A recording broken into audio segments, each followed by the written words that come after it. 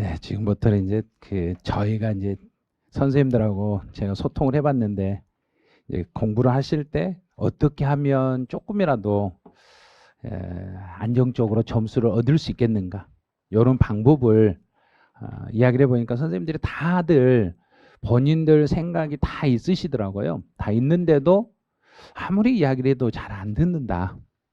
이걸 안 따라간다. 그래서 기간을 늘린다. 본인들이 스스로 시간을 공부할 수 있는 시간을 1년이면 충분한데 1년이 아니라 뭐 2, 3년을 본인들이 늘려서 공부를 한다. 그래서 그게 약간 안타깝다. 그래서 이 공부하는 방법들을 좀 알려주면 안 되겠냐. 그래서 이제 알려드리는데 제가 이제 저희는 지금 제가 여기 학원은 노량진 메가랜드니까 노량진 학원 선생님들하고 지금 소통을 해가지고 노량진 학원에서 알려드리는 거예요. 그런데 그 과목별로 전부 다 거의 똑같아요. 똑같으니까 이제 뭘 제일 불안해 하시냐면 지금 공부하신 분들이 이걸 제일 불안해 하세요. 이걸요. 제일 불안해한 게 지금 경기도 안 좋은데 중개사 공부해야 돼요. 상대평가로 바뀐다는데요. 나 어떻게 해야 돼요? 난이도가 너무 높아지는데 우리 어떻게 해야 돼요? 이러고만 있어요. 아니 지금 상대평가로 바뀌지도 않았는데 바뀐대요. 난이도가 상승했어요. 난이도 상승하면 그만큼 공부를 하면 되죠. 상승한 만큼 공부를 하면 돼요. 그런데 난이도가 올라가요 이러고만 있어요. 그러니까 처음에 시작할 때는 누구든지 두렵다는 이야기예요. 처음에 중개사 공부를 시작하든 나중에 중개업을 시작하든 처음에 할 때는 진짜 두려워요. 처음에 할 때는 진짜 두려워요. 그럼 그거 두려움을 해소하려면 이미 준비가 돼 있어야 돼요. 이미 준비가 돼 있어야 돼요. 겁 안 내고 해야 돼요. 겁내면 안 돼요. 일단 겁내면 지는 거예요. 겁을 내지 마시고 준비만 되어 있으면 돼요. 그런데 준비가 안 돼 있는 상태에서 경기가 지금 침체. 근데 경기 활성화됐네. 준비 안 돼 있네. 나는 꽝이네.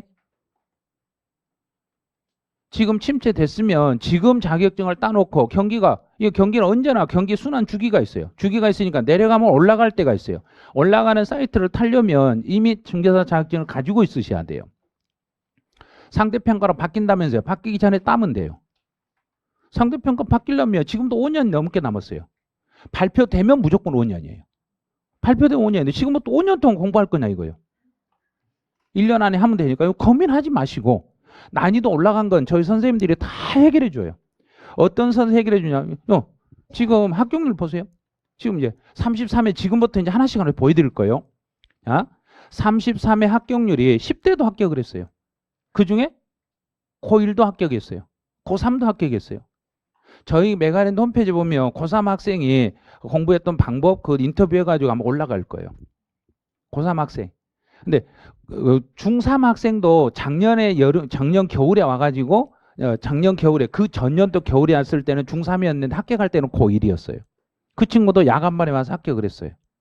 누구나 할 수 있어요. 저희 메가랜드 노량진 학원에 다니신 분 중에 70대 넘으신 분도 합격을 했어요.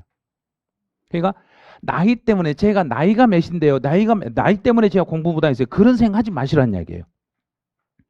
요 나이 때 아무도 중요하지 않아요. 요건 통계고 중요하지 않고 내가 할 수 있냐 없냐가 중요한 거지. 제가 나이가 몇인데 제가 공부한 지 한 20년 됐어요. 20년. 아니 지금부터 하면 되잖아요. 그런데 그 방법을 모르시는 거예요. 자, 그럼 왜 모르냐면 시험이 어떻게 나왔는지를 모르니까 그래요. 작년 시험 점수를 점수 나온 것을 산업인력공단을 통해서 받아봤어요. 받아봤더니 이렇게 돼 있어요. 학교로는 전체 시험 보신 분들, 시험 보신 분들이에요. 포기하신 분이 아니라 시험장에서 학교론 점수 시험 문제 답안지를 내신 분들의 평균이 46.68 나왔어요. 시험 보신 분들 중에 평균이 와꾸밖에 안 나왔다는 이야기예요. 그다음에 민법은 더 떨어졌어요. 민법은 시험 보신 분들의 평균은 과락이라는 이야기예요. 그만큼 민법이 뭔 말인지 못 알아먹었다는 이야기예요. 그런데 중개사법만 60이 넘었어요. 작년에는 너무 쉬워서. 만약에 작년에 중개사법이 평균 40점으로 이렇게 이만큼으로 떨어졌다. 그러면 작년에 합격률이 15%도 안 돼요. 진짜 어려운 시험이었어요. 그런데 중개사법 때문에 2차에서 살려준 거예요. 그다음에 공법도 41점 평균. 세법, 공시세법 46점. 거의 40점대란 얘기. 평균적으로 50점도 못 넘어요. 그럼 공부 방법이 완전 엉터리란 이야기예요. 평균 60점이 나와야 되는데 60점이 안 나와요. 그러면서 하는 이야기가 상대평가로 바뀌면요. 평균이 70점이 넘어가요. 어떻게 공부할 거냐 이거예요. 이게 지금 해야 되는데 지금 준비를 안 해. 준비를 하지 않고 그냥 시간만 그냥 내년에 하면 되지. 내년에 바뀌어버리면 어떻게 하려고? 그러니까 바뀌기 전에 이런 걸 빨리 분석을 해가지고 내가 어떻게 대책을 세워야 되겠는가를 이제 보셔야 돼요. 이제부터요. 그럼 학개론 같은 경우는 이 범위가 이렇게 되는데 실제 이 범위 필요 없어요. 이거 필요 없고 실제 이걸 보셔야 돼요. 작년 시험 보신 분들 중에 잘 보셔야 돼요. 이거 표 다 만들어 드렸으니까. 작년 시험 보신 분들 중에 부동산 학개론 과락자가 35%예요. 시험 보신 분들 중에 과락자가 35%고 60점 넘기신 분들은 24%밖에 안 돼요. 60점 넘기신 사람이 24%밖에 안 돼요. 작년에 1차 합격률이 19%였어요. 그런데 민법 때문에 또 여기 과락을 넣어요. 60점이 넘었더라도 민법에서 안 되신 분들이 또 있다는 이야기예요. 작년에 학개론 선생님들이요. 학개론이 무지 어려웠다 그랬어요. 근데 그게 아니었어요. 그 시험 보는 날 당일날 민법 선생님이 그러시더라고요. 학개론이 어렵다는데 수험생이 느끼는 것은 민법이 훨씬 더 어렵게 느껴졌을 건데요. 그러더라고요. 민법 기출문제를 보면 지금까지는 이렇게 통과를 펴드리더라고요.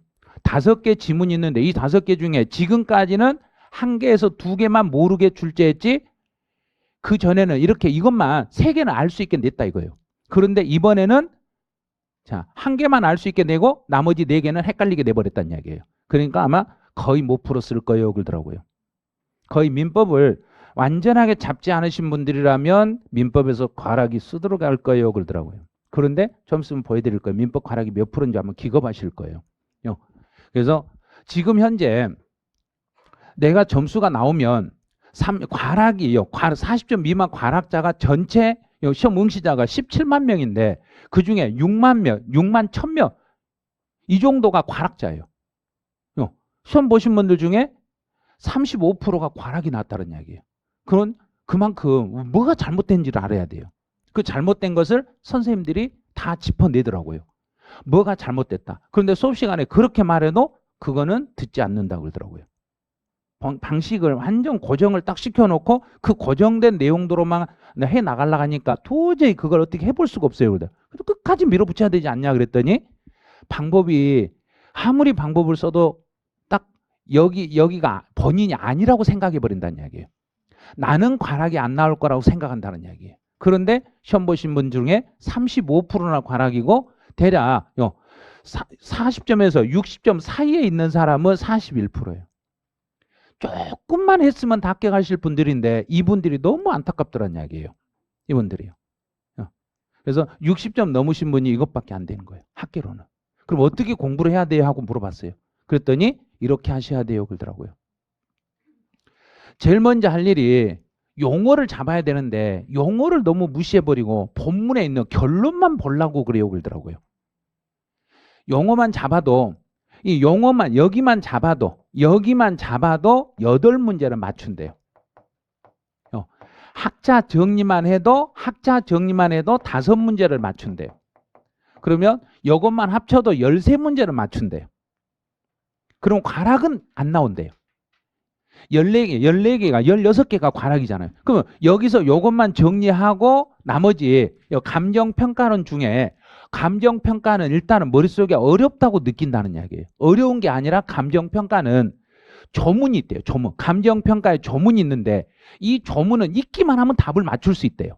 그런데 감정평가 계산 때문에 감정평가 조문도 포기해버리니까 그래서 점수가 안 나와요. 그러더라고요. 이걸요. 그래서 일단 기본적인 용어만 풀어도 시험 점수는 8개가 나온대요. 그런데 하시는 이야기가 뭐라고 하냐면 그 용어는 총론하고 시장론하고 개발론 제발 이것만 잡아도요. 이것만 잡으면 50점은 나와요. 그러더라고요. 여기만 딱 잡아버리면 50점이 나오는데 왜 안 한지 모르겠어요. 너무 복잡한 것만 잡고 있으니까 너무요. 중하를 공략을 해야 되는데 거의 대부분 공부할 때 상의 난이도만 계속 죽어라고 파니까 중하를 다 놓쳐버린다는 거예요. 중하만 맞춰도 60점은 넘어요 그러더라고요. 중하만. 그런데 중하에서 이것만 공부해도 60점이 넘는데 그분들이 24%밖에 안 됐다는 이야기예요. 전체 17만 6천 명 중에서 60점 이상 맞은 사람, 60점 넘은 사람이 요것밖에 안 됐다는 이야기예요. 그럼 그건 이게 정리가 뭐가 잘못됐다는 이야기예요. 뭐가 지금 잘못하고 계신다는 이야기예요. 그래서 그 다음에 계산 문제를 그럼 어떻게 하냐고 제가 물어봤어요. 계산이 8개에서 9개, 많게는 10개가 나오는데 그 계산을 어떻게 해야 돼요? 그랬더니 계산 문제는요. 계산 공식만 알아도 풀 수 있는 게 4문제예요. 그러더라고요. 공식만. 그래서 제발 이 공식은 포기하지 마시고 공식만 계속 좀 그것만 표 한 장 만들어서 그것 좀 외워주세요. 그러더라고요. 공식. 그래서 계산 공식만 따로 만들어가지고 그것만 책받침으로 만들어가지고 그것만 공부를 해주시면 충분히 학계로는 70점, 80점 나와요. 그러더라고요. 여기까지. 그래서 계산 문제를 막 그 반복해서 이렇게 동일한 계산 문제를 이렇게 반복해서 푼다 이렇게 하는데 한 번은 처음엔 해설 보고 똑같이 한번 써보시래요. 자, 해설을 보고 계산 문제 있으면 계산 문제는 해설을 그대로 내가 따라서 한번 써보래요. 근데 두 번째 해설을 따라서 쓸 때 보면 내 나름대로 계산할 때 어디가 잘못된지를 안돼요. 그런데 공식이 암기가 안 돼 있으면 아무리 해설을 보고 써도 공식이 암기 안 돼 있으면 그 문제는 못 푼대요. 그래서 공식만 암기를 해도 계산 문제 반절은 풀 수 있대요. 그래서 공식만 암기를 해달라고 그걸 부탁하더라고요. 그래서 제가 그랬어요. 그럼 선생님이 수험생한테 해드릴 수 있는 게 뭐냐 물어봤어요. 이렇게 안 하고 있으면 그냥 압축을 해가지고 해줄 수 있는 방법이 있지 않냐 그랬더니 요걸 이야기하더라고요. 저희 선생님은요. 수요, 공급, 투자, 감정평가, 수투감. 요것만 하면요. 시험 보는데 그냥 그것만 하면 돼요 그러더라고요. 근데 왜 저것만 계속 시키지 그랬더니 저것만 할 수는 없잖아요. 그래요. 계속 모든 범위를 다 하다 보니까 수험생 입장에서는 너무 힘들어 하세요. 그러더라고요. 그러면 혹시 작년에 본인이 시험 문제를 적중한 게 뭐 있냐고 물어봤어요. 그랬더니 이런 게 있어요. 저 봐요. 이런 게 있잖아요. 영어 같은 거, 영어 설명 같은 거 시험에 다 나오잖아요. 나오는데 이런 문제는 기본 문제인데 이걸 못 풀어버리면 안 되죠. 그러더라고요. 이거는 다 선생님들이 다 나중에 문제 만들어서 이렇게 나와요. 다 나와요. 해드리는 거예요. 그럼 또 계산 문제도 이렇게 계산 문제 나오니까 그 계산 유형을 똑같이 이렇게 만들어 드린 거예요. 똑같아요. 그러니까 한 번 문제 나오는 것은 숫자만 바꿔 나오는 거지 숫자만 바꿔서 나오는 거지 기출문제라고 해서 따로 새로 만든 건 아니에요. 그래서 예전에 나온 기출문제를 가지고 선생님들이 그걸 응용을 해가지고 이렇게 문제를 만들어 드리면 이걸 풀 수 있도록 여러 번 연습하면 돼요. 이렇게 하시면 돼요. 그러면 학개론 같은 경우는 이제 학자들 그 학자들의 학자 정리만이라도 좀 해주시라는 게 학자들하고 관련된 것은 거의 학설은 딱 정해졌대요. 답이. 이 학자는 뭘 답으로 낸다. 이 학자는 뭘 답으로 낸다. 아주 전형적으로 나온대요. 그러면 그걸 먼저 정리를 딱 해놓고 이 학자에서 중요한 거 뭐다. 요거 틀만 딱 잡으시면 된대요. 그 다음에 기출문제를 푸는데 기출문제는 그냥 내가 풀어야 되고 안 풀어야 돼 이게 아니라 기출문제는 반드시 풀으셔야 돼요 그러더라고요. 기출문제는. 그래서 기출문제는 지금 이론 공부할 때 해야 돼요 나중에 해야 돼요 때 같이 해야지요 그래요. 언제나 이론 수업을 들을 때 이론 수업과 동시에 기출문제 풀이를 병행을 해 주셔야 되는데 이렇게 해야 되는데 공인중개사 시험 공부하시는 분들은 이론 따로 기출 따로 공부해요 그러더라고요. 그러니까 시간이 많이 걸려요 그러더라고요. 따로 할 필요 없이 오늘 이론 들었으면 오늘 관련된 그 이론과 관련된 문제를 같이 풀어야 되는데 같이 안 풀어요 그러더라고요. 거기에 문제가 있어요 그러더라고요. 그러면 수업 시간에 해결해 주면 되잖아요 그랬어요. 해결해 주죠 그러더라고요. 수업 시간에 다 설명해 준대요. 설명해 준대 그거를 설명을 해주면 충분히 80점은 나오는데 수업 시간의 내용을 복습을 안 하신대요. 그냥 오늘 배웠으면 그날 복습을 하는데 작년에 여기 고득점 하는 이제 동차하는 고득점 학생들에게 제가 물어봤을 때 그 친구들이 그랬거든요. 그날 배운 건 어떻게든지 제가 그날 복습했어요. 그래서 평균 얼마나 나왔어요? 근데 저 고득점 했어요. 몇 점 정도 나왔어요? 평균 1차 평균이 80이 넘어요 그러더라고요. 1년 제가 3월인가 4월 달부터 시작했는데 1, 2차를 동차 합격했는데 둘 다 1차, 2차 둘 다 평균이 80점씩 넘어요 그러더라고요. 그 이유가 뭐예요? 그랬더니 그날 배운 건 그날 복습했어요 그러더라고요. 예, 다 그 방법이 있어요. 민법 같은 경우도 민법을 봐드릴게요. 민법은 이번 시험에서 이번 33회 시험에서 40점 밑으로 가락자가 56%예요. 가락을 면한 사람 19%예요. 자, 이번 1차 합격률이 19%예요. 가락 면한 사람 합격하고 가락 면하지 못한 사람 싹 떨어졌다는 소리예요. 60점 넘은 사람이 19%니까 이 사람만 합격하고 나머지 사람 싹 떨어졌다는 이야기예요. 이게 이 분석을 하실 줄 알아야 되는데 아니요 저는요 자 민법 제가 어느 정도 해요. 어느 정도 한다고 해서 합격하는 게 지금 보니까요 17만 명인데 이 중에서 20%밖에 합격 못했어요. 60점이 넘었어요. 나머지는 다 60점 밑으로 갔다는 얘기예요. 그 중에서 40점 밑으로가 56%예요. 민법이 이렇게 과락자가 많은데 이걸 해결할 수 있는 방법이 뭐냐고. 그랬더니 민법 선생님이 이렇게 이야기하시더라고요. 매년 똑같이 출제되는 지문들이 있어요. 그 지문들을 보셔야 되는데 딱 이 말은 반드시 해달라더라고요. 이 말은 꼭 좀 해주세요. 몇 번 당부하더라고요. 뭘요? 그랬더니 꼼꼼하게요. 대충 봐서 그래요. 그러더라고요. 꼼꼼하게 좀 볼 수 있게끔 해주세요. 꼼꼼하라는 그 말은 꼭 써주세요. 그러더라고요. 꼼꼼하겠고. 야, 참 얼마나 꼼꼼 안 하면. 예? 그래서 공부하실 때 그냥 지문 민법 같은 경우는 그냥 읽어서는 안 된다는 이야기예요. 지문 하나하나 핵심이 되는 거 정확하게 핵심이 되는 거 있죠. 핵심 포인트를 여러 번 반복하는데 몇 번 정도는 최소 봐야 돼요. 그랬더니 최소 10번은 봐야 돼요. 그러더라고요. 7번. 최소 10번은 10번 넘게 반복을 해야만 그게 내 것이 돼요. 그러더라고요. 10번은 넘겨야 돼요. 이런 말을 하시더라고요. 그래서 아 그래요. 알겠어요. 그랬어요. 제가 꼭 그 말은 전달해 드릴게요. 그랬어요. 꼼꼼하게 포인트를 10번 이상 본다. 요게 제일 중요하대요.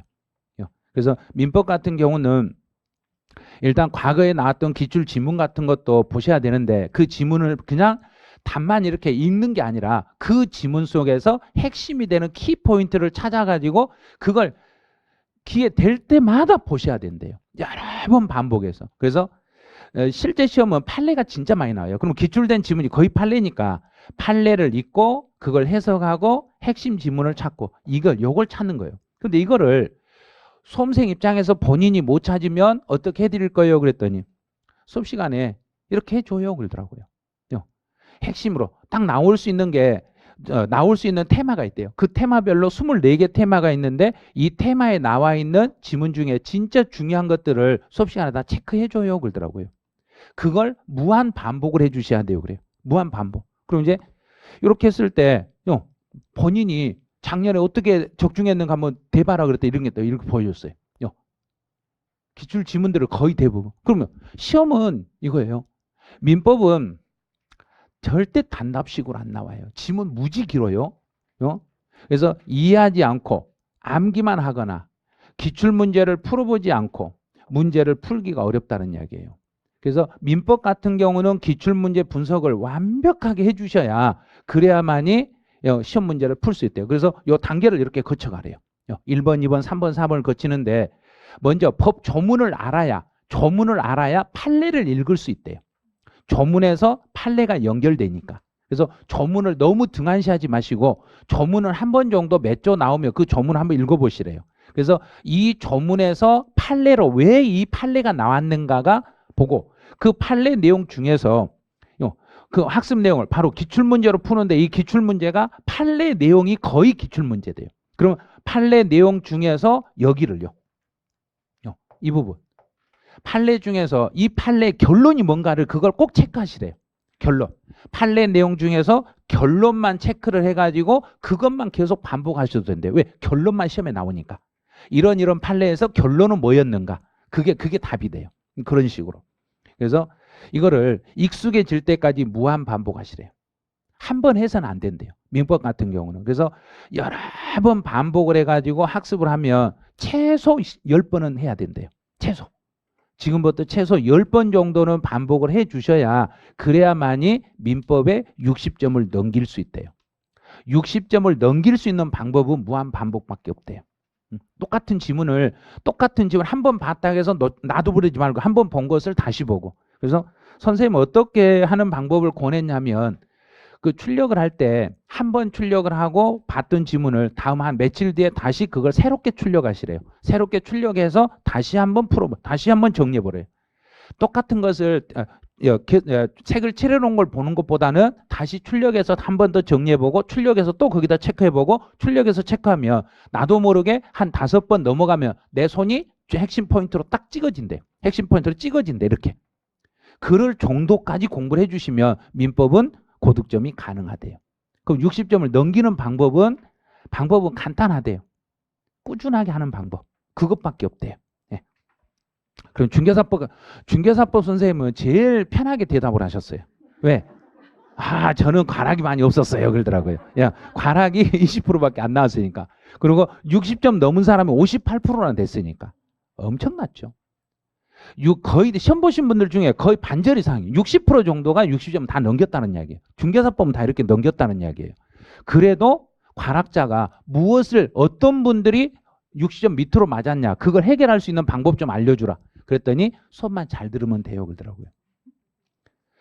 중개사법은 수업을 들어야 되는데 수업 안 듣고 혼자 읽으려면 안 돼요. 수업 시간에 수업을 잘 들으면서 중요하게 했던 부분을 그 중요한 내용을 표시를 좀 하세요. 그러더라고요. 예. 수업을 들을 때 보면 수업만 듣지 말고 책에다가 너무 많은 걸 체크하면 중요한 포인트에다만 책을 딱 표시를 하라는 이야기예요. 중요한 포인트에 체크를 해가지고 그걸 여러 번 봐주시면 된대요. 그 부분만. 그래서 이 범위가 얼마 안 되다 보니까 중개사법은 한 번 나왔던 지문들이 거의 7, 80%는 반복 출제된대요. 반복 출제. 그래서 기출문제 같은 걸 보고 책에 기출된 지문들 표시만 해놓으면 거의 중개사법은 한 90점은 넘어간대요. 중개사법들은. 그래서 기출문제집을 몇 번은 봐야 돼요. 그럴 때는 5번은 보셔야 되는데 처음에 볼 때는 이렇게 하시래요. 이제 우리 중개사 선생님은 이걸 강조하셨어요. 책을 볼 때 처음에 기출문제집을 가지고 내가 공부하려고 하는데 처음에는 그렇게 하지 말아라. 처음에는 정답을 체크해놓고 그냥 읽어봐라 이거예요. 한 번 볼 때는 처음에는 그냥 읽으시라. 지문을 그냥 읽으라고 그래. 지문을 읽어라. 읽고 나서 두 번째 다시 문제를 풀 때, 두 번째 풀 때 진짜로 그때부터 문제를 풀기 시작해라. 그래서 첫 번째 문제집을 볼 때는 풀라고 하지 마시고 그냥 문제집을 교과서라고 생각하고 그냥 쭉쭉 그냥 읽어만 보시래요. 읽어만 보고 두 번째, 세 번째 할 때부터 진짜로 문제 풀기 하시래요. 근데 여기서 중개사법 점수가 안 나오신 분들은 그럼 누구예요? 그랬더니 하는 이야기가 처음부터 문제를 풀라다 지쳐버린 사람이에요. 그러더라고요. 처음에 문제를 풀라고 하니까 처음에 이해가 안 된 상태에서 문제를 풀라고 하니까 풀리지가 않으니까 그냥 막 때려 애울라다 보니까 그게 다 틀려나가요. 그러더라고요. 그러니까 처음에는 그냥 차분하게 그냥 쭉 읽으시면서 중요한 단어가 요런 게 이렇게 나왔고 이렇게 틀리게 나왔구나 한번 읽어보고 두 번째, 세 번째 반복할 때부터는 본인이 진짜 풀기 시작하래요. 요렇게. 이걸 권하셨어요. 그럼 본인이 학생들한테 해줄 수 있는 게 뭐냐? 그랬더니 필수 테마 40개가 있대요. 40개면 다 나오잖아요. 그래. 40개면 이 테마 40개면 시험 문제 40문제 다 나오잖아요. 그랬더니 진짜 다 나와요. 그러더라고요. 진짜 다 나오는데 저를 안 믿어서 그래요. 그러더라고요.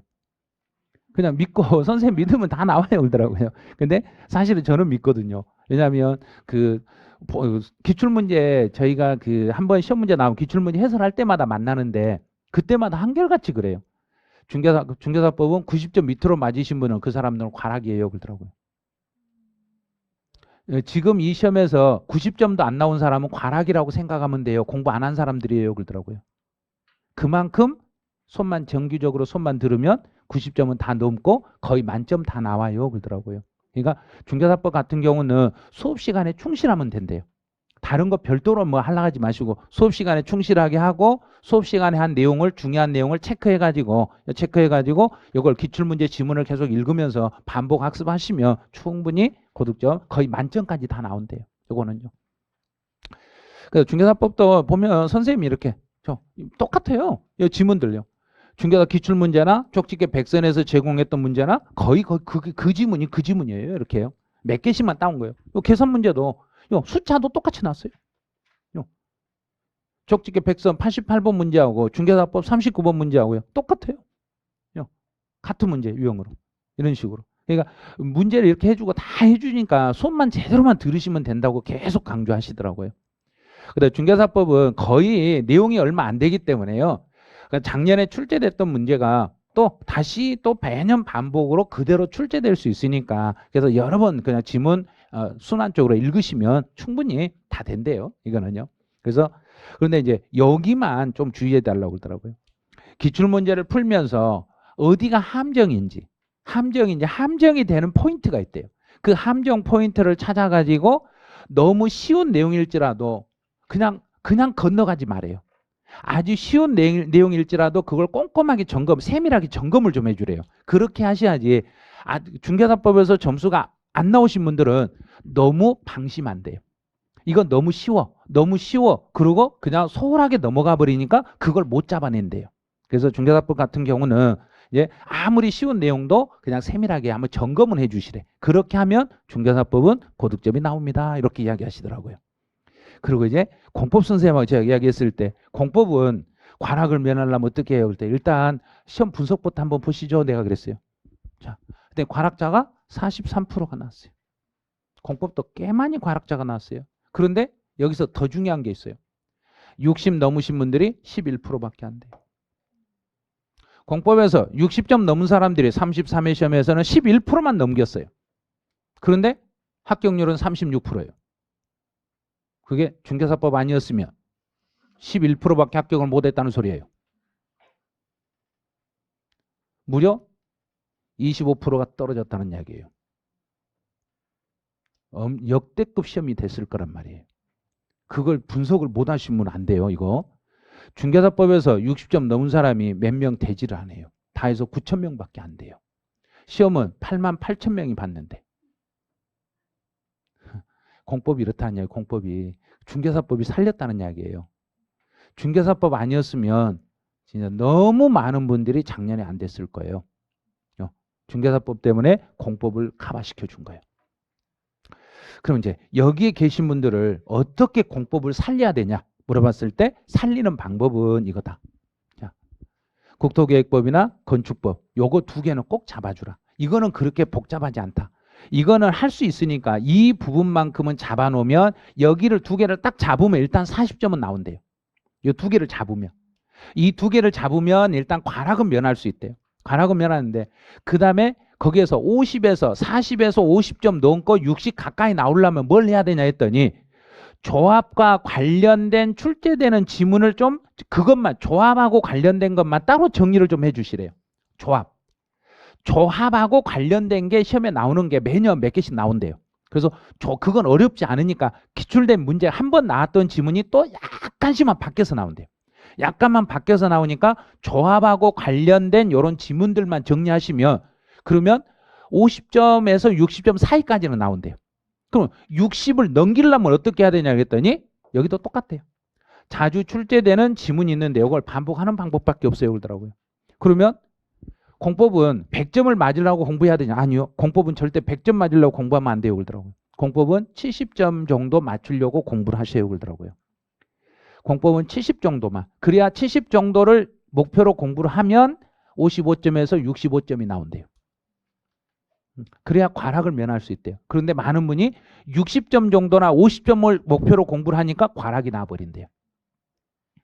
50점이 아니라 70점 정도 나오리라고 공부를 하시면은 분명히 55점에서 65점 사이가 나오니까 절대 관학은 안 나와요 그러더라고요. 예. 그래서 공법 선생님이 본인은 어떤 걸 제일 학생들한테 권하냐 그랬더니 요거 시잘부요. 시험에서 잘 나오는 요 지문들, 요거 시험에서 자주 출제되는 지문으로 구성된 게 여기에 있는 게 요 시잘부에 들어있대요. 그럼 학생들도 권하는 게 물어봤더니 전부 시잘부를 말하더라고요. 저거 하나. 그래서 시험에 아주 잘 나오는 지문들만 묶어놨대요. 저것만. 그래서 그것만 계속 반복 지문하면 되니까 나중에 저것만 해도 돼요. 그런데 수업 시간에 다 말해드리는데 나중에 또 이걸 묶어서 해드리니까 이런 거 위주로 해주시면 될 거예요. 그러더라고요. 그럼 본인이 어떤 걸 또 맞췄는가 한번 보여주세요 그랬더니 이렇게 보여주더라고요. 이런 식으로. 저 봐요. 저도 좀 뭐 시절부 특강할 때 이런 거 했던 거 그게 그대로 시험에 많이 나왔어요 그러더라고요. 그러니까 그냥 선생님들 믿고 따라가도 될 거예요. 그다음에 이제 공법은 처음에는 기본으로 쭉 가다가 이렇게 해요. 내용을 조금만 줄여가는 학습이 필요한데 요거를 학생 스스로는 잘 힘드시대요. 이거는. 그래서 수업 시간에 어느 부분은 빼고 어느 부분은 하고 이런 것을 수업 시간에 카트를 시켜주니까 수업 시간에 이거는 제끼고 하면은 그거는 과감하게 카트 시켜버리고. 그리고 기출문제가 병행이 되니까 꼭 그 기출문, 옛날에 기출 나왔다고 해서 그리고 공법선생님 여기서 한 이야기 했던 이야기가 하나 있어요. 그 틀리라고 냈던 지문들이 있대요. 공법은. 매년 틀리라고 내는 지문이 10개에서 15개 정도 나온대요. 매년 10개에서 15개 정도로 아예 틀리라고 낸대요. 그러면 그 틀리라고 냈던 문제들은 그 다음 연도에는 그거는 그대로 또 안 낸대요. 그러니까 그 전년도에 아주 어렵게 내서 틀리라고 냈던 지문들은 그 다음 연도에는 그런 걸 안 봐도 된대요. 그건 빼고 나머지 지문들은 분석을 좀 해주시래요. 나머지 지문. 그래서 완전히 어렵게 이건 완전히 틀리라고 냈던 시험 지문은 빼버리고 그것만 빼버리고 나머지 지문들은 그건 분석해서 요것들이 이렇게 나오는구나 하고 분석만 해보시면 된대요. 네, 공시법은 이제 세법하고 공시는 같아요. 공시하고 세법은 같은데 여기도 관학자가 37%고 60점을 넘기지 못하신 분들이 대략 70%가 넘어가요. 60 넘으신 분들이 29%밖에 안 돼요. 60점 넘으면 29%밖에 안 돼. 그런데 합격률은 36%였어요. 공시세법에서 부족한 걸 중개사법이 채워줬다는 이야기예요. 작년에 중개사법 아니었으면 합격률 안 나온다는 이야기예요. 그러니까 이 공부를 할 때 등기법이나 세법이나 지적법 이걸 그냥 등한시해서는 안 돼요. 큰일 나요 이거. 2차에서는 공법하고 세법이 당락에 키를 쥐고 있어요. 2차에서는. 그런데 많은 분들이 뭐 공시나 세법은 하면 되겠지 그래. 하면 되겠지 해서 안 되는 과목이 공시세법이에요. 분량이 너무 많거든요. 왜? 공시세법이 한 과목이에요. 공시세법 등기법 책이 500페이지예요. 세법 책이 300페이지. 합치면 800페이지 넘어가요. 공법보다 더 두꺼워요. 그런데 그거를 만만하게 생각을 해요. 공시세법을 등기, 지적, 세법을 합치면 세 개를 합치면 공법보다 훨씬 두꺼워요. 그런데 이거는 나중에도 돼 이렇게 생각을 해요. 절대 그런 생각하시면 안 돼요. 이건. 그런데 이제 공시법을 잘할 수 있는 방법은 뭐냐 했더니 지적법이요. 간단해요. 지적법 12개 나오는데요. 10개는 누구나 맞출 수 있어요. 그러더라고요. 아니요. 그 누구나 아니잖아요. 그랬어요. 그랬더니 아니요. 한 번만 읽고 지적법은 정리만 하시면 기본 10개 이상은 다 나와요. 그러더라고요. 지적법은 무조건 잡으셔야 된대요. 지적법은 놓치면 안 된대요. 지적법은 무조건 잡아놓고 그러면 등기는 어떻게 해야 되냐 그랬더니 등기법에서는 12개가 나오는데 못해도 최소 4개는 맞추셔야 된대요. 등기법 4개는 맞춰야 된대요. 어떻게 맞춰야 돼요? 강론만 하면 돼요. 강론만. 강론만 하면 복잡하지 않대요. 그거는. 아주 개념적인 내용들이라 그 개념적인 내용들이고 과거에 나왔던 지문들이 또 다시 출제된대. 그러면 그거 해결할 수 있는 방법은 뭐냐 했더니 여기도 비밀 노트 돼. 본인은 비밀 노트가 있대. 뭔 비밀인지 몰라도 비밀 노트가 있대. 뭔 비밀인지 몰라도. 그런데 학생들에게 여기 비밀 노트라는 게 저게 진짜로 효과 좋대요. 그래서 혹시라도 궁금하시면 그 작년에 찍어놓은 무료 영상들이 있으니까 그거 한번 들어보셔도 좋을 거예요. 그러더라고요. 본인이 그 선생님이 그렇게 추천하더라고요. 이거는 그래서 지적법은 무조건 잡아놓고 등기법은 강론 위주로 보면은 충분히 4개, 12개에서 4개는 맞출 수 있대요. 그러니까 등기법을 두려워하지 마시고 강론 위주로 잡으면 충분히 다 잡힌다고 그렇게 이야기를 해주셨어요. 근데 이제 요 지적법과 등기법 이건 따로 내용 없고요. 세법은 보니까 이거 공시세법에서 29%가 60% 넘었다는 걸 알았어요. 그런데 세법은 어떻게 하냐면요. 이거예요. 세법도 가장 기본이 되는 거. 조세 총론을 먼저 잡아야 돼요. 총론을 잡아야 되는데 총론을 공부를 못 하세요. 왜? 총론이 너무 복잡해. 그래서 총론을 못 하시니까 나머지가 흔들리시는 거예요. 그래서 세법은 총론만 잡아놓고 양도소득세만 잡아버리면 돼요. 2개만 잡으시면 돼요. 양도소득세하고 총론만 잡으면 16문제 중에서 12개는 맞출 수 있어요.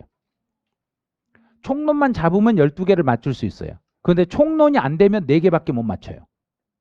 그래서 세법에서 점수가 5개 밑으로 나오신 분들은 반드시 총론을 2-3번 공부를 하셔야 돼요. 2-3번 반복해서 공부를 해놓으시면 그러면 총론이 잡히면은 나머지 3개는 확 그대로 다 잡혀요. 다 잡혀버려요. 그래서 세법은 제가 여기다 원포인트라는 게 있어요. 여기에다가 자주 출제되는 요거요. 자주 출제되는 지문들 반복해서 해놨는데 최근에 원포인트 지문에서만 시험 출제되는 비율이 시험에 출제 지문들이 대략 한 90% 정도가 저 안에 다 나와요. 2년 전에는 여기서 97.5%가 나왔어요. 작년에는 75%가 나왔어요. 왜? 계산 문제를 빼니까. 여기는 계산 문제가 안 들어있으니까. 계산이 작년에 2문제씩이나 나와버려서 지문이 거기 빠져서 그래요. 그래서 이 원포인트가 여기가 기출, 자주 출제되는 지문을 반복해서 정리할 수 있도록 이걸 만들어 놓은 거예요. 근데 여기에 이 원포인트를 한 20-30번 보신 분들도 있어요. 시험 보러 갈 때. 20-30번 보시면 세법 문제 16문제를 시험장에 가면 5분 안에 풀어요. 16문제는 5분이면 다 풀려요. 원포인트를 한 30-40번 보신 분이라면. 그 정도 반복해 놓으면 답이 어디가 답이고 어디가 답이 아니라는 거 다 보여버려요. 그러니까 다 전부 다 공부하는 요령들이 있기는 있어요. 있는데 저 원포인트만 제가 해드려 봤어요. 시험에 나왔던 지문들 똑같아요. 똑같이 원포인트 다 들어있어요. 어디가 어떻게 시험에 나오는 것까지 이건 이렇게 나오는데 이렇게 나오면 틀렸다. 이건 이렇게 나오면 맞고 이게 틀렸다. 이것까지 다 해줘요. 원포인트에서. 우리 우리 기본서에 보면 기본서 제일 뒤에 보면은 메타인지 학습 있잖아요. 그거 제 원포인트를 따서 한 거예요. 교재 이게 너무 좋으니까 이 방식으로 교재에다 넣자. 그래서 오케이 제가 허락했어요. 그렇게 해도 된다. 모든 과목에 다 이런 식으로. 그래서 이런 형태로 하면은 공부하기가 너무 편하시거든요. 나중에 보시면 아마 알 거예요. 이거는. 근데 세법은 제가 부탁하고 싶은 거예요. 어렵다. 어렵지 않아요. 나중에도 된다. 절대 안 돼요. 나중에도 된다. 이거 버리셔야 돼요. 7, 8월 달에 세법 해도 된다. 이게 생각하신 분들은 세법에서 점수 안 나와요. 7, 8월 달에 해도 된다 그러면 다른 과목은 다 버리고 7, 8월 달에 2달 동안 주가라고 세법만 해도 못 따라가요. 그럼 다른 과목은 점수가 떨어져 버려요. 그러니까 점수가 안 돼요. 그래서 처음부터 1, 2월 달, 3월 달부터 처음부터 세법을 해 나가야 돼요. 처음부터 그냥 해 나가면 돼요. 또 기출문제 분석은 저희 선생님들이 다 해줘요. 해주니까 따로 분석을 할 필요는 없어요.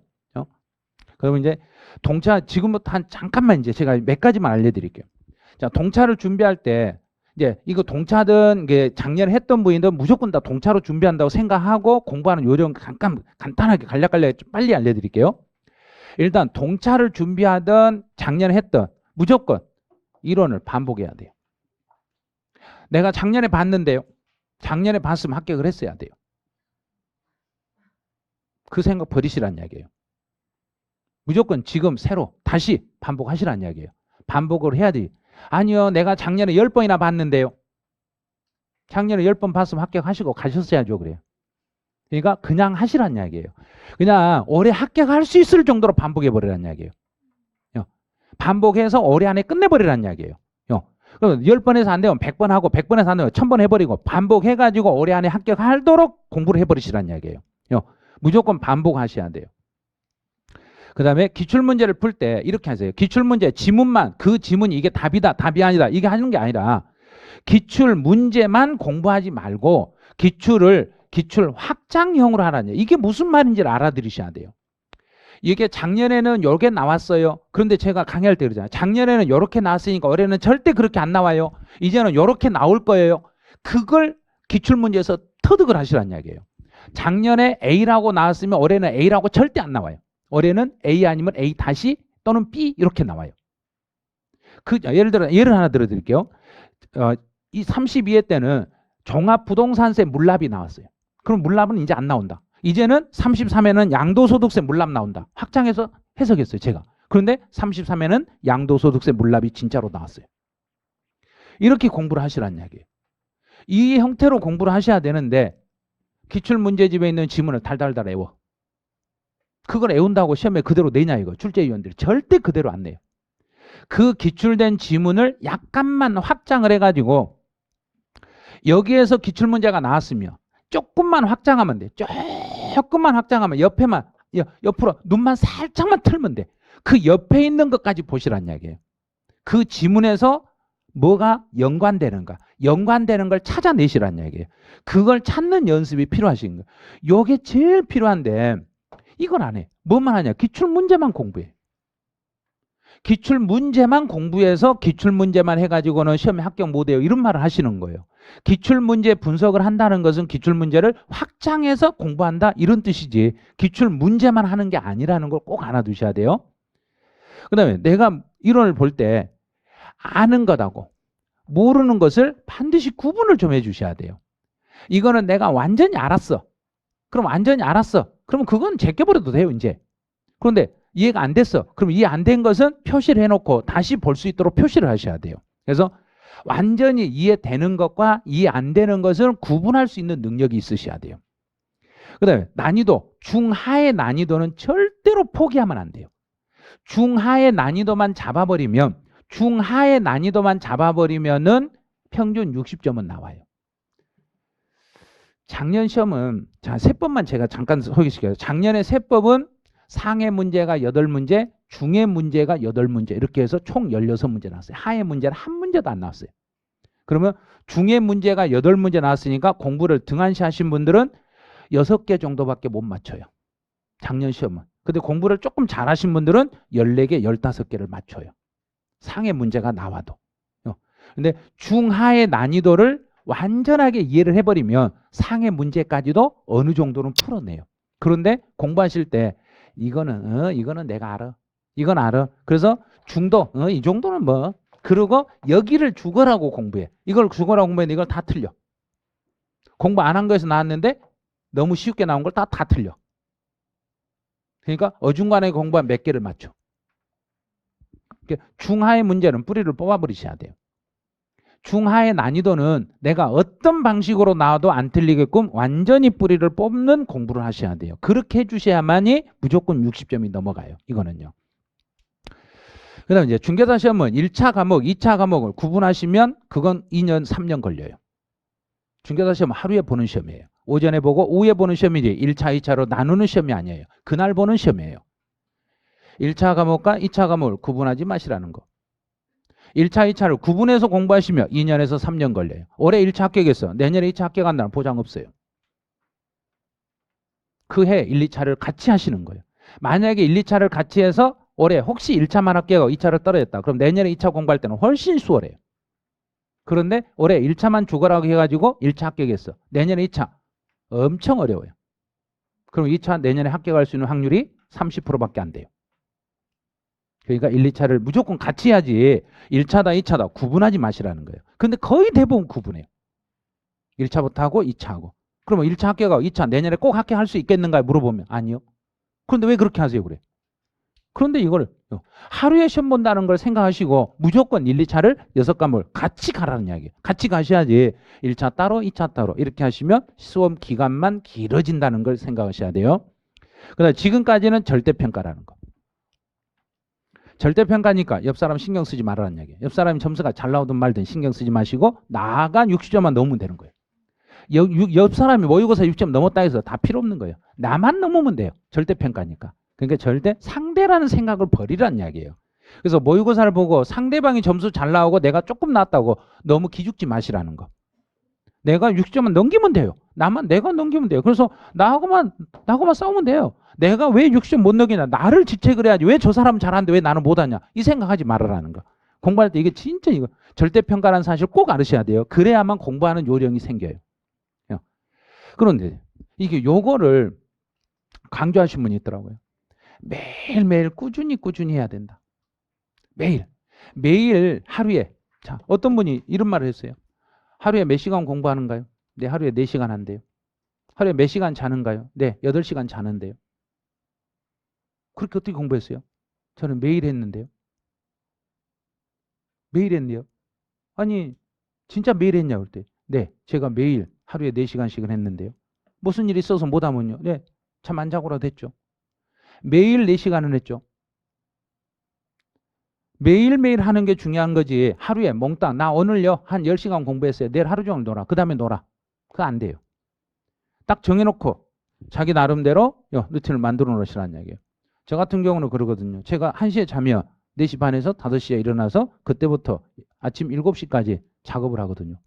다른 사람 잘 시간에 저는 하루 일과를 끝내요.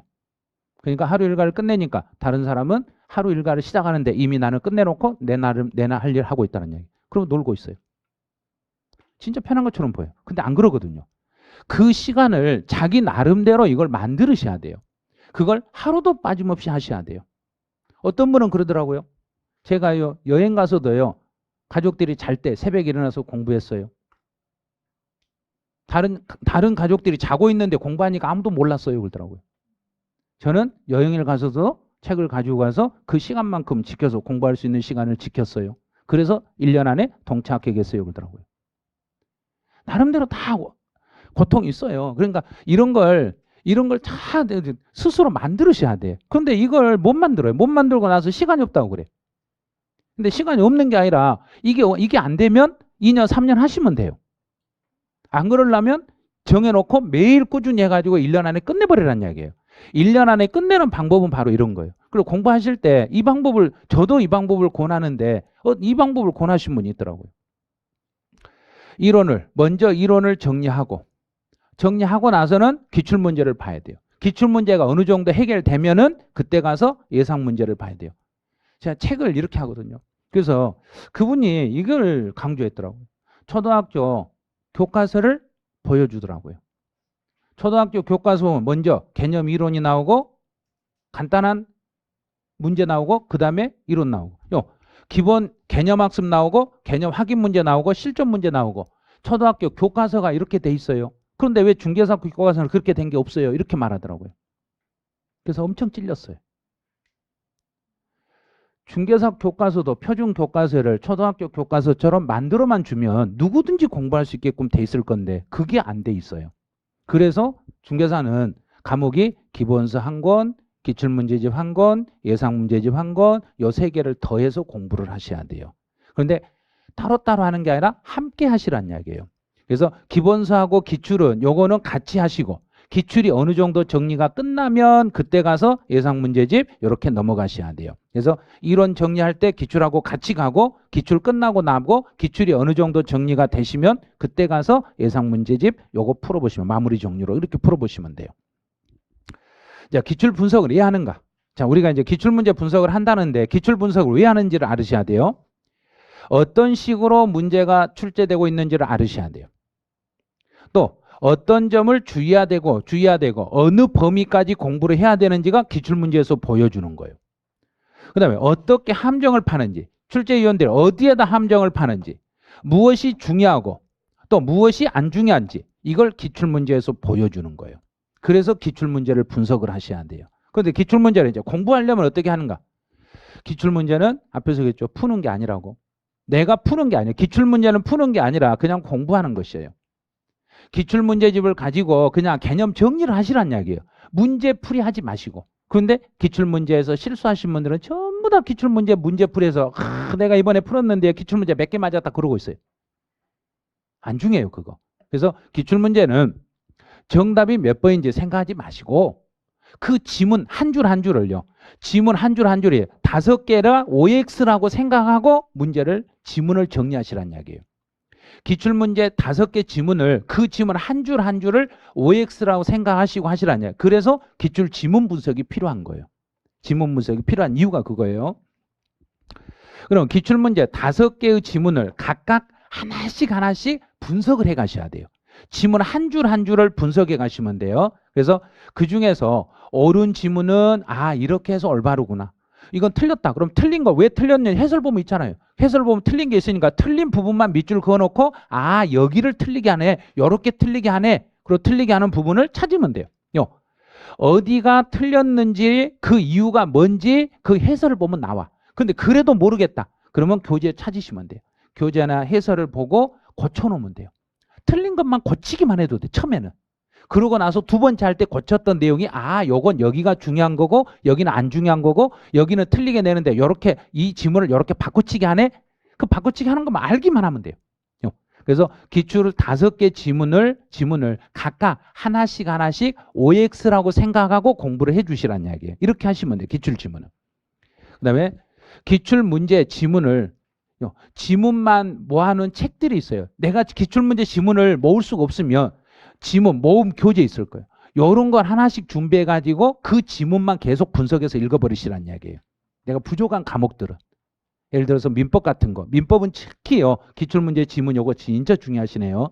그래서 기출문제만 따로 묶어놓은 책이 있으면 그것만 하나 구해가지고 그 지문만 계속 반복하되 오답으로 나오는 것들은 오답으로 나오는 것만 빨간색으로 거기만 밑줄 딱 그어놓고 이게 왜 오답인지만 계속 생각하면 돼요. 그것만 해주시면 돼요. 그 다음에 이제 마지막으로 할 일이 이거예요.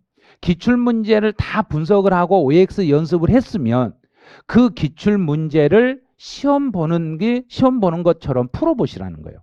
왜 이게 필요하냐면 5개 지문을 1분 안에 풀 수 있겠는가. 내 나름대로의 시간을 절약할 수도 있고 이 분석할 때 문제 지문을 딱 보고 이걸 진짜 시험 볼 수 있는 능력을 기르는 게 지문 분석으로는 안 된대요. 지문 분석이 아니고 기출 문제를 시험 볼 수 있을 정도로 시험 문제처럼 풀어봐야 된대요. 그래야만이 이제 사고력이 길러진대요. 빠른 속도로 문제 지문을 읽어가니까 이런 식으로. 자, 그럼 이제 기출 공부는 기출 지문 학습은 공부의 시작이에요. 기출 문제 풀이는 공부의 마지막이에요. 지문을 분석하는 건 처음 시작할 때 해야 되고 이제 문제 풀이하는 것은 공부의 마지막 단계로 해야 되는 거고. 요게 맞는 말이에요. 그래서 처음에는 OX 지문을 하나씩 분석만 해가시고 문제 푸는 것은 마무리 단계에 가서 기출 문제를 풀어주시고. 근데 기출 지문은 최소 몇 번 이상은 봐라. 10번 이상은 봐라. 제가 저걸 어떻게 해요? 10번 이상 못 보겠는데요. 그러면 장기 계획을 세우시면 돼요. 올해 5번 보고 내년에 5번 보고. 아니요, 저는 내년도 안 되겠네. 올해 3번 보고 내년에 3번 보고 그 다음에 3번 보고 그 다음에 1번 보고. 이렇게 세울 건지 아니면 올해 10번 보고 끝낼 건지. 올해 10번 보고 끝내신 게 좋아요. 이걸 도와드리는 선생님들이 저희 노량진 학원 선생님들이 도와드리겠다는 이야기예요. 저희 학원에서는 저희 학원 선생님들이 여러분들이 합격할 수 있도록 저희는 최선을 다해서 도와드릴 거예요. 그래서 궁금한 사항이 있거나 혹시라도 내용에서 정리를 하시다가 잘 이해가 안 되거나 기출 지문 분석하실 때 분석이 잘 안 되시면 선생님들의 도움을 받으시라는 이야기예요. 선생님들의 도움을 받으시면 되고 선생님들이 누구든지 다 도와주실 거예요. 공부만 하신다면 다 도와드리니까 안 도와주면 원장님한테 저희 선생님이요 영 못 쓰겠어요 그러면 돼요. 그럼 원장님이 선생님 그러면 안 되지요 그래요. 그러니까 선생님들 다 도와주고 공부만 열심히 하시면 돼요. 우리는 1년 안에 합격하라는 이야기인가 2년 안에 합격하라는 이야기인가? 그렇죠. 1년 안에 합격하는 방법을 터득하시는 거예요. 그래서 어느 정도 알려드렸는데 이걸 본인 스스로 방식을 만드세요. 본인 스스로 만드셔가지고 지금 당장 시작을 하셔야 돼요. 지금 시작을 하셔야지 제가요 다음 달부터 할게요. 이건 늦어요. 그래서 오늘 이렇게 어떤 방식을 얻으셨으면 이 방식을 당장 오늘부터 실천하려고 노력을 해보셔야 돼요. 실천하려고 노력하시고 그 노력이 잘 안 된다. 학습 방법을 그래도 모르겠다. 그럼 나중에 다시 한번 이야기를 하세요. 다시 이야기하면 제가 개인적으로 다시 알려드릴 수 있으니까 다시 한번 이야기하면 그때 가서 또 다시 꼼꼼하게 알려드릴 테니까 혹시 안 되면 그때 다시 찾아오세요. 네, 오늘 여기서 마치죠. 네, 네, 끝날라 했더니 질문하네. 네, 네. 아니 그러니까 기출문제 보는 게 아니라 기출문제 지문을 읽으시라고요. 그냥 읽으라고요. 아니요, 몰라도 돼요. 몰라도 읽으면 읽을 수 있고 해답이 이게 맞냐 틀리냐가 있으니까 해답에 오답이 있으니까 그 오답을 그걸 체크해 가지고 그대로 밑줄 그어가면서 읽기만 하면 돼요. 처음에 읽기만 하시면 될 거예요. 네, 네 여기서 마치죠. 네, 수고하셨습니다.